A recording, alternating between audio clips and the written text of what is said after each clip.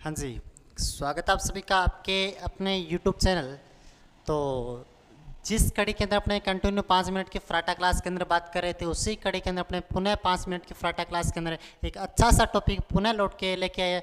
तो आप जिस भी एग्ज़ाम की तैयारी कर रहे हो, एक बात सुनना, जिस भी एग्ज़ाम की तैयारी कर रहे हो, राजस्थान के लेवल की बात कर रहा हूँ, जिस भी एग्ज़ाम की तैयारी कर रहे हो उसके पुराने 10 पेपर उठा के देखना, पुराने 10 पेपर उठा के देखना, उसमें से आपको 10 में से 6 पेपरों के अंदर वहाँ से प्रश्न मिल जाएगा। यानी कि राजस्थान के पठारों की बात करता हूँ, भौतिक प्रदेश की बात करता हूँ, यहाँ से सिंपल से अपने पठारों के बारे में पूरी एक क्लास में निचोड़ निकाल देंगे। तो जो भी चैनल के ऊपर नया जुड़ा है, चैनल को लाइक करना, सब्सक्राइब करना, और अगर अच्छी लगे तो अच्छे अच्छे प्यारे प्यारे कमेंट भी करना। तो चलते हैं अपने उसी क्लास के अंदर। तो बात करें सबसे पहले, जो भी चैनल के ऊपर नया जुड़ा है, वीडियो को लाइक करना, चैनल को सब्सक्राइब करना और सभी ग्रुपों में शेयर भी कर देना। बात करते हैं राजस्थान के पठारों की। तो सबसे पहले उड़िया का पठार, उड़िया का पठार, तो उड़िया का पठार तो कहाँ पे पड़ता है? सिरोही में पड़ता है। कहाँ पे पड़ता है? सिरोही में पड़ता है। कहाँ पे? सिरोही में पड़ता है। राजस्थान का सबसे ऊंचा पठार, राजस्थान का सबसे ऊंचा पठार, राजस्थान का सबसे ऊंचा पठार उड़िया का पठार। तो उड़िया का पठार तो सिरोही में पड़ता है।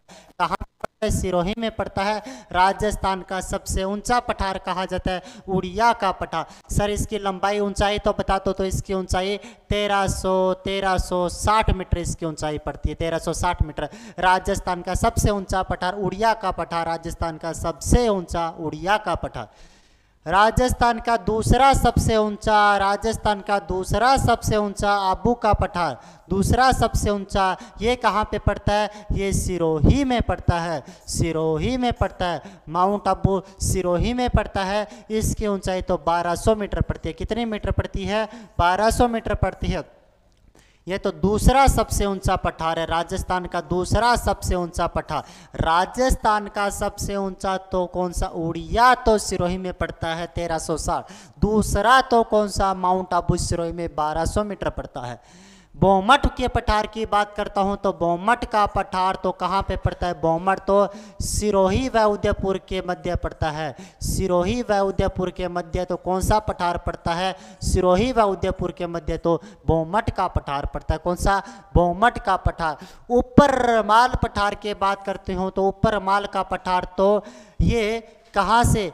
चित्तौड़गढ़ के भैंसरोडगढ़ से लेकर भैंसरोडगढ़, चित्तौड़गढ़, भैंसरोडगढ़ से लेकर, अगर मैं बिजोलिया बात करता हूँ, बिजोलिया, बिजोलिया भीलवाड़ा, बिजोलिया भीलवाड़ा, यानी कि भैंसरोडगढ़ तो कहाँ पे पड़ता है? चित्तौड़ में पड़ता है, चित्तौड़, चित्तौड़ में पड़ता है। और बिजोलिया तो कहाँ पे पड़ता है? भीलवाड़ा में पड़ता है। कहाँ पे पड़ता है? भीलवाड़ा में पड़ता है। तो ऊपर माल का पठार तो भैंसरोडगढ़ से लेकर बिजोलिया के मध्य पड़ता है। कहाँ पे? भैंसरोडगढ़, चित्तौड़गढ़ से लेकर बिजोलिया भीलवाड़ा के मध्य पड़ता है। बोराट के पठार की बात करता हूं तो एग्जाम में आया हुआ प्रश्न, काफी बार आया हुआ प्रश्न, बोराट का पठार कहाँ पे पड़ता है? बोराट का पठार तो उदयपुर व राजसमंद के मध्य पड़ता है। उदयपुर व राजसमंद के मध्य, उदयपुर व राजसमंद के मध्य पड़ता है। अगर पूछता है उदयपुर के तो गोगुंदा से लेकर, उदयपुर के तो गोगुंदा से लेकर राजसमंद के कहाँ तक पड़ता है? राजसमंद के, उदयपुर के गोगुंदा से राजसमंद के कुंभलगढ़, उदयपुर के गोगुंदा से लेकर राजसमंद के कुंभलगढ़ तक पड़ता है। कौन सा पठार पड़ता है? तो ये राजसमंद का कौन सा? बोराट का पठार पड़ता है। उसके पश्चात में अगर बात करता हूँ दूसरा, कांकणवाड़ी का पठार, कांकणवाड़ी का पठार या फिर क्रास्का का पठार जिसे कहा जाता है, कांकणवाड़ी का पठार या फिर क्रास्का का पठार। तो याद रखना, काका तो अलवर में, कांकणवाड़ी या फिर क्रास्का की बात करते तो याद रखना काका तो अलवर में पड़ता है। काका तो अलवर में, कांकणवाड़ी या फिर क्रास्का का पठार तो अलवर में पड़ता है। काका तो कहाँ पे पड़ता है? अलवर में पड़ता है। दोबारा एक बार सुन लेना, राजस्थान का सबसे ऊंचा उड़िया का पठार चित्तौड़गढ़ में पड़ता है 1360। दूसरा सबसे ऊंचा तो आबू का पठार कहाँ पे पड़ता है? सिरोही में 1200 मीटर पड़ता है। बात करूं बोमट का पठार तो सिरोही व उदयपुर में पड़ता है। बोराट, बोमट, बोराट दोनों अलग अलग अलग है। बोराड़ तो उदयपुर के गोगुंदा से राजसमंद के कुंभलगढ़ के मध्य है।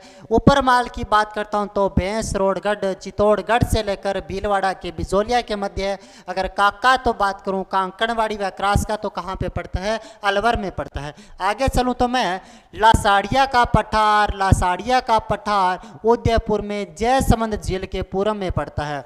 उदयपुर में जयसमंद झील के पूर्व में पठार पड़ता है। उदयपुर में जयसमंद झील के पूर्व में, उदयपुर में जयसमंद झील के पूर्व में पठार कौन सा पड़ता है, लसाड़िया का पठार पड़ता है। कहाँ पे पड़ता है, उदयपुर में पड़ता है। कहाँ पे पड़ता है, उदयपुर में पड़ता है। आगे बताओ देशहरों का पठार, देशहरों के पठार की बात करता हूँ तो उदयपुर में दो पहाड़ियों ने आपको पढ़ा होगा, जरगा पहाड़ी और रागा पहाड़ी। जरगा पहाड़ी और रागा पहाड़ी, इसी पहाड़ियों के ऊपर जो पठार पड़ता है उदयपुर में, वो कौन सा पठार पड़ता है, देशहरों का पठार पड़ता है। देशहरों भी कहाँ पे आया, फिर उदयपुर में पड़ता है। कहाँ पे पड़ता है, उदयपुर में पड़ता है। बात करूं तो मैं पोतवार पठार की, पीडमाड़ के पठार की बात करता हूं तो देवगढ़, कौन सा गढ़, देवगढ़ राजसमंद में पड़ता है। देवगढ़ राजसमंद में पड़ता है। कहाँ पे पड़ता है, देवगढ़ राजसमंद में पड़ता है। आगे बात करूं तो मनदेसर मैसे मैसा, काका तो अलवर में तो मामा तो चित्तौड़गढ़ में। काका तो अलवर में, मामा तो चित्तौड़गढ़ में, याद रखना। मैसे मामा मैसे मनदेसर व मैसा का पठार तो चित्तौड़गढ़ में पड़ता है। कौन से गढ़ में पड़ता है, चित्तौड़गढ़ में पड़ता है। चित्तौड़गढ़ में पड़ता है। मामा तो कहाँ पे पड़ता है, चित्तौड़गढ़ में पड़ता है। इसी मैसा के पठार के ऊपर चित्तौड़गढ़ का दुर्ग बना हुआ है। कौन सा गढ़ का दुर्ग, चित्तौड़गढ़ का दुर्ग बना हुआ है, जिसे राजस्थान का गौरव कहा जाता है। राजस्थान का गौरव, मालवा का प्रवेश द्वार कहा जाता है। गढ़ तो चिंतामणि, जिसे ये तो मेहरानगढ़ को, लेकिन चित्रगढ़ दुर्ग भी कहा जाता है। उसके बाद में अबुल फजल ने कहा था गढ़ तो गड़या बाकी सब, गढ़ तो चित्तौड़गढ़ बाकी सब गड़या। यह कथन भी किसका था, चित्तौड़गढ़ दुर्ग के बारे में था। चित्तौड़गढ़ दुर्ग का निर्माण करने वाला राणा कुंभा था। चित्तौड़गढ़ का दुर्ग का निर्माण राणा कुंभा ने, चित्रगुप्त मौर्य ने करवाया था। चित्रांग मौर्य ने करवाया था। 7वीं शताब्दी में करवाया था। यहाँ के जो मंदिर है चित्तौड़गढ़ दुर्ग के मंदिर बहुत इंपॉर्टेंट पड़ते हैं। जैसे मीरा मंदिर हुआ, तुलजा भवानी मंदिर हुआ, कालिका मंदिर हुआ, समिदेश्वर मंदिर हुआ, कुंभा स्वामी मंदिर हुआ। अगर मैं बात करता हूँ लाखेटा बारी, यहाँ से बहुत इंपॉर्टेंट प्रश्न बनते हैं। तो चलते हैं अपने नेक्स्ट क्लास के अंदर मिलेंगे, उसी की कड़ी के अंदर एक बार देख लेना, और अच्छी लगे तो अच्छे से वीडियो पे लाइक भी करना, चैनल को सब्सक्राइब करना, और अगर वीडियो रियल में अच्छी लगे तो अच्छे से प्यारे प्यारे कमेंट भी करना। मिलते हैं अपने कल नेक्स्ट क्लास में लिए, तब तक के लिए धन्यवाद, थैंक यू।